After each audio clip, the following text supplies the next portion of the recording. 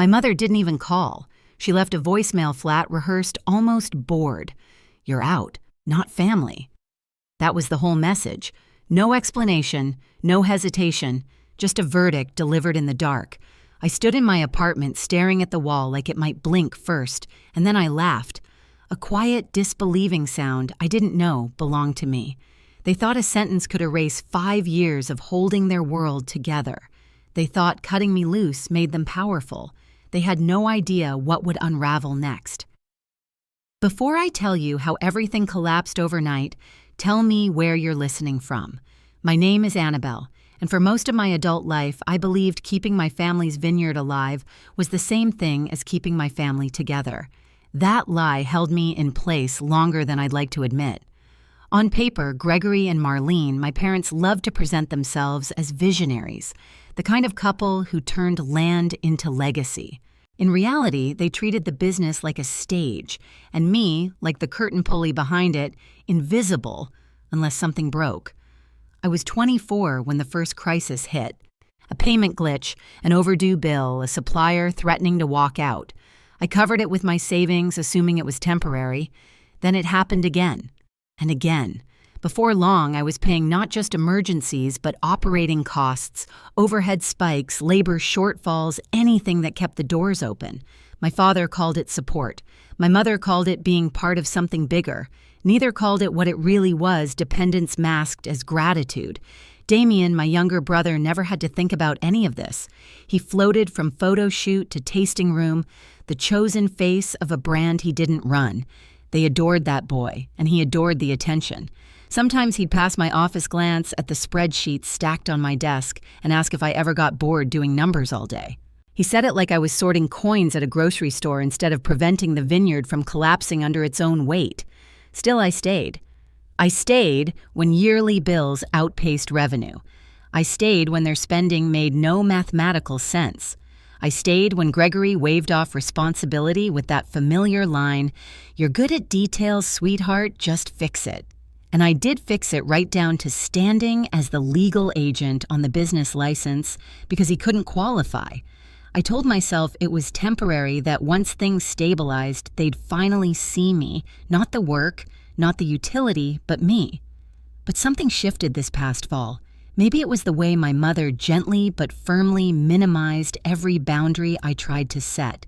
Maybe it was Gregory's growing confidence that no matter how badly he mismanaged, I'd step in. Or maybe it was the realization that when they talked about our family's future, my name was always missing from the picture. And the vineyard, the place I once believed could bind us, had quietly turned into the clearest proof that I was only valuable when I was useful. The shift began quietly, the way storms do, one strange gust, one uneasy silence. It was a Tuesday afternoon when I noticed a set of internal notes left open on Damien's laptop in the tasting room. He had stepped away to take photos among the vines so the screen dimmed, but didn't lock. I wasn't snooping. I wasn't even curious until I saw my name typed in a bullet point beneath a header I'd never seen before projected transitions. I tapped the trackpad. The screen brightened. What stared back at me wasn't a misunderstanding. It was a roadmap for a future where I didn't exist. Meetings held without me. Financial decisions delegated elsewhere, a list of public-facing roles only assigned to Damien, while all operational structure would be reevaluated. There was no mention of who had kept those operations afloat. And that was the moment my mother's voicemail, "You're out, not family," stopped being a shock and became a confirmation. That night I drove home with a strange calm in my chest. Not anger, not hurt, something colder, something that hummed with understanding. I began replaying the past few months, my parents' whispered conversations that stopped when I entered a room, Damien, bragging about big changes, my father telling me to loosen your grip on certain responsibilities. They weren't preparing me for anything. They were phasing me out. The next morning sealed it. I arrived early, but Gregory was already in the office suit jacket, off sleeves rolled to his elbows like he wanted to appear busy. He didn't look at me when he said, "A partner is interested in expanding the estate. Big opportunity. We just need everyone aligned." Everyone, not me. I asked for details, numbers, obligations, timelines. He dodged each question with a chuckle, the kind a person uses when they believe they no longer owe you respect. Marlene joined him, smoothing her hair, smiling too brightly. Don't stress the logistics, honey. You focus on what you're good at, what I was good at. Translation, carrying their weight quietly. But something else caught my attention. A draft binder sitting half hidden on the table. It wasn't labeled by department. It was labeled by asset, meaning land parcels, equipment, distribution rights, and personal guarantees. My personal guarantees. My stomach tightened. Gregory noticed my glance and snapped the binder shut like a reflex. That alone told me everything. They were making moves that depended on my signature, my legal standing, my credit, and they weren't planning to tell me not until they needed me to sign something. Driving home that evening, I gripped the steering wheel until my knuckles hurt. For the first time, I let myself say the quiet truth out loud. They don't love you, Annabelle. They use you. The words didn't break me. They clarified me. By the time I reached my apartment, I already knew the next step. I didn't sleep that night, not out of fear, out of clarity. When dawn finally crept through my blinds, I opened the small lockbox at the back of my closet. Inside were the documents Harper had begged me to prepare years earlier. Back then, drafting them felt dramatic paranoid. Now they felt overdue. At 8 sharp, I called her. She didn't sound surprised. I figured this day would come, she said. Tell me what they did. I told her everything, the voicemail, the binder labeled by assets, the silent meetings, the unmistakable plan to move forward without me while still leaning on every part of my legal involvement. Harper let out a low breath. Then you need to reclaim what's yours. Today. We met at her office downtown, a simple space with clean lines and a view of the city. She slid the documents toward me one by one. Resignation from the trust. Withdrawal of authority from financial accounts tied to your credentials. Termination of your role as legal agent on the business license. Each step harmless on its own, but together they removed every pillar holding the vineyard upright. I read each line carefully. My pulse remained steady. 5 years ago, making a decision like this would have left me nauseous with guilt. Today, I felt light, as though I'd been holding my breath for half a decade. The first thing I signed was the trust withdrawal. I had been added to it only to strengthen their creditworthiness. Without me, the structure collapsed back to what it truly was, a liability disguised as legacy. Next, Harper cued the request to freeze the operational accounts tied to my authorization. These weren't their personal funds. They were lines of credit issued because of my standing. If they wanted independence, I was giving it to them in full. Harper watched me sign her expression unreadable but firm. Once these process, they can't use your name anymore, not to borrow, not to approve deals, not to secure anything. That's the point, I said. Before leaving, she handed me a final packet. This is what they've been working on, she said. A house expansion deal. It relies entirely on your legal position. Without you, it dies. I stared at the papers for a long moment. The hurt should have been sharp, but the edge had dulled. All that remained was truth. They had been ready to build a future on my foundation while locking me out of the home itself. As I stepped out onto the street, the air smelled cold and clean. For the first time, I wasn't the one holding everything together, and for the first time, I didn't feel bad about letting it fall. I arrived at the Harvest Gala knowing exactly what was about to happen, even if no one else did. The estate looked beautiful from a distance, strings of soft lights hanging between the oaks, a jazz trio warming up near the fountain guests in tailored suits drifting through the courtyard with practiced elegance. It was the kind of scene my parents lived for. Prestige, applause, the illusion of perfection. But beneath the glow, cracks were already forming. Staff whispered in tight clusters. The catering crew unloaded half the equipment, then stopped abruptly, arms crossed, as they argued with Damien near the service entrance. He was red-faced, waving his hands like anger could substitute for authority. I stayed in the shadows, watching him step away to check his phone again and again as if a miracle might appear on the screen. It wouldn't. Inside the main hall, the atmosphere was even stranger. Guests held empty glasses, murmuring about why no wine was being poured. A yellow notice was taped discreetly to the corner of the bar license review pending. The room smelled faintly of floral centerpieces and tension. For a moment, I simply stood and took it in. Years of work, of sacrifice, of covering for incompetence laid bare because I had finally stepped aside. A familiar voice cut through the crowd. Annabelle, I turned.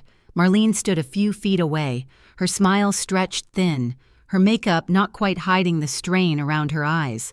"Sweetheart," she said quietly, "what are you doing here?" "I thought I'd pick up a few things from my old office," I said. "Didn't want to interrupt your big night."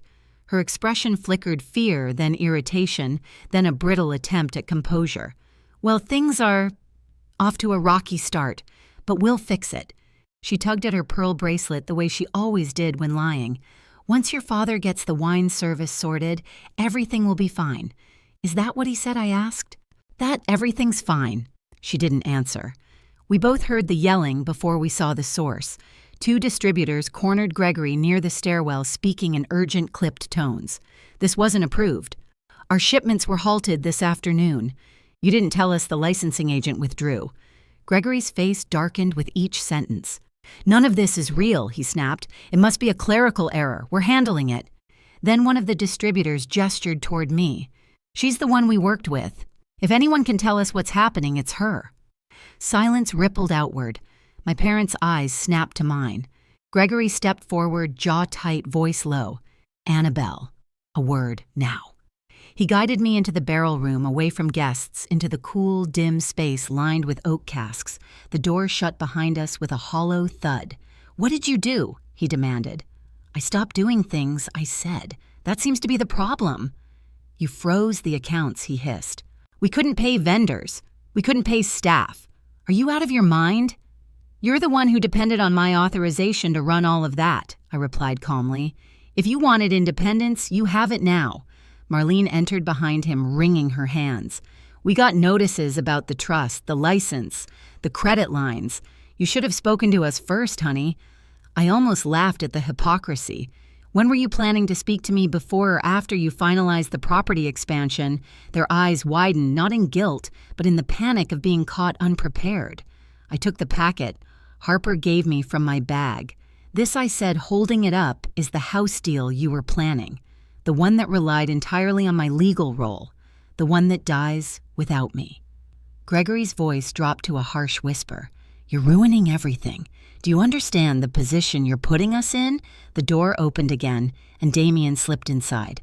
"Dad, the bank just called," he said breathlessly. "They said the deal can't move forward. Something about missing authorization, and—" He stopped when he saw me holding the documents.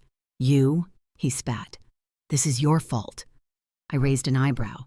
If the foundation collapses when one person steps back, maybe the structure wasn't as strong as you thought. Marlene approached, reaching for my arm. "Annabelle, please. We can fix this. Just undo whatever you did. You know how much tonight means." I stepped back. "I know exactly what tonight means. It's the moment everything you built on my back finally shows its true weight." A knock interrupted us. A staff member peeked in. "Mr. Gregory, the buyers for the estate deal arrived early. They're asking why the property is flagged as non-transferable." Color drained from my father's face. The house deal wasn't just dead quietly, it was dying loudly, publicly. Gregory looked at me like I was a stranger. "Why would you do this to your family?" That word family hit me with the clarity of a chime. I heard the voicemail in my mind again. "You're out, not family." I met his gaze. "You told me exactly where I stood." Before he could speak, his phone vibrated violently. He stared at the screen, then handed it to me with shaking fingers. It was Mr. Sutton, the family lawyer. A message preview glowed. "We have a serious issue. Call immediately." I handed it back. "That's yours to deal with, not mine." Damien's voice rose, cracking with desperation. "You can't walk away from this. You can't just leave us with responsibility," I finished. "I already did." For a moment, no one spoke. Oak barrels stretched behind us, silent witnesses to the truth finally spoken aloud. I tucked the packet back into my bag. "My belongings are in my old office. I'll collect them and go. After tonight, you won't need to contact me." Marlene's breath hitched. "Annabelle, please. We don't know how to run this without you." That I said gently is exactly the problem. I walked toward the door. My father took one last step toward me, almost pleading. If you leave now, everything falls apart. I paused, hand on the doorknob. It already has. When I exited back into the main hall, music had stopped entirely. Guests were leaving in confused clusters. Damien stormed past me, shouting at a vendor. Gregory stood frozen near the staircase. Marlene hovered behind him, eyes glassy but dry. The perfect night, the perfect image, the perfect family crumbling in real time. And all I had done was step out of the way. I woke the next morning to a silence so complete it felt intentional. The light through my curtains was soft, almost forgiving. For the first time in years, I'd slept without dreaming about spreadsheets, schedules, or last-minute crises. I stretched, reached for my phone, and stopped. 79 missed calls, all from the same three names: Gregory, Marlene, Damien. My voicemail icon blinked insistently. I pressed play. Mr. Sutton's voice spilled out tight and breathless. "Annabelle, we have a problem." The distributors pulled out. The buyers are demanding explanations. The financial institutions flagged multiple irregularities after your withdrawal. Call me as soon as possible. I didn't. Instead, I made breakfast, toasted bread, cut fruit, let the kettle hum. My apartment felt lighter, bigger, as if stepping away from them had added square footage to the air. While the kettle cooled, I scrolled through the barrage of messages: Damien accusing me of sabotage, Marlene begging me to be reasonable, Gregory insisting everything could be solved if I came home. Home. I set the phone face down. They weren't calling because they loved me. They were calling because the scaffolding they'd built on my shoulders had finally been removed, and now the whole structure leaned without support. The quiet in my apartment felt like truth. And for the first time in my life, it didn't scare me. I spent New Year's Eve on my balcony watching the city flicker with new beginnings. The vineyard had entered bankruptcy proceedings, the house deal was gone, and my parents were finally facing the responsibilities they'd handed to me for years. I didn't feel victorious or cruel, just free. Choosing myself had cost me a family in name, but not in truth. Family requires respect, and they'd never offered any. When my phone buzzed again, I didn't bother checking. I simply closed my eyes, breathed in the cold night air, and I laughed. If you felt this story, share your thoughts below.